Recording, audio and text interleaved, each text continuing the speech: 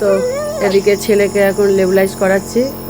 মানে ওর প্রচণ্ড পরিমাণে বুকে কফ জমে গেছে, যার ফলে ডক্টর বলল যে এখনই গিয়ে 2বার করাতে হবে, রাতে 2বার করাতে হবে।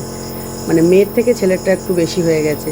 মানে ওর কাশিটা আজ 3-4 দিন ধরে হচ্ছে, তো তারপরে মেয়েকে দেবো। ঘ্যান ঘ্যান করছে, সারাক্ষণ ঘ্যান ঘ্যান ঘ্যান ঘ্যান করতেই আছে। মানে একটু বুড়ো বুড়ি বেশি হয়ে গেছে, এদিক ওদিক ঘুরতে যাচ্ছি তো, আর নতুন ঠান্ডাটা লেগে গেছে। হ্যাঁ হ্যাঁ, তোমাকে দেবো।